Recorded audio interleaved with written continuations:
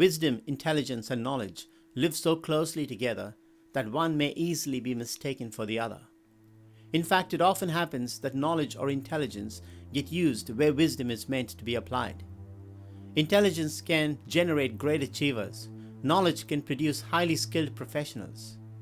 But when it comes to day-to-day living, we desperately need wisdom. Very often we try to gain wisdom through books, through people, through the internet, etc. And all these are valid and acceptable sources. But what we actually get is a whole lot of good advice. The truth is, it takes wisdom to apply that good advice. There's lots of good advice heading in our direction most of the time. Friends and family often give good advice with good motives. Manufacturing companies advise us to buy their products, trying to create a need within us. The media is a powerful influence over us. The culture sets social trends and therefore takes people in a certain direction. And so industry, media, culture, and the opinions of people exercise a significant control over an individual's decision making. We can easily be swept away in the midst of all these influences if we do not exercise wisdom. But where do we find this wisdom? Where does it begin? The Bible tells us in Proverbs chapter 9 verse 10, the fear of the Lord is the beginning of wisdom. What is the fear of the Lord?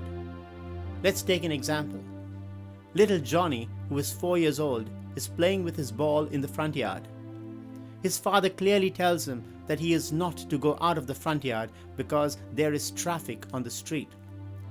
While playing, Johnny kicks the ball really hard and it goes out into the street. Instinctively he starts to run after it, but the moment he comes to the edge of the front yard, he stops. He gives heed to his father's warning and does not venture beyond the front yard. He then calls to his father, who comes out and retrieves the ball for him.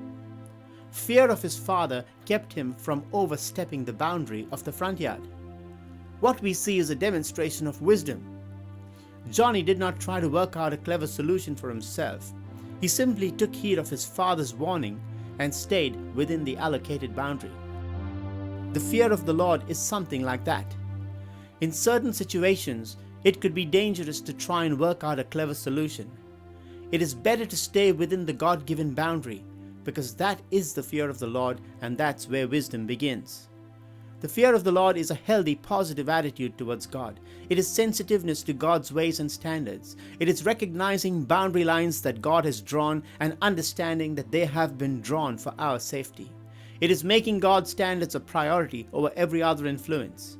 So the fear of the Lord is about our attitude towards God. If we have an attitude of awe and reverence for God, we will walk in His wisdom.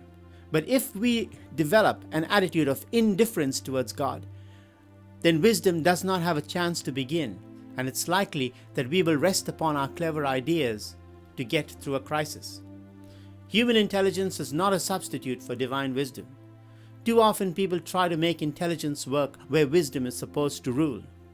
Intelligence and acumen, which are the ability to understand and reason, can make us achievers and take us to a place of brilliance. But there's countless people in the world today who have proved their genius and excellence in what they do, but have damaged their lives for lack of wisdom.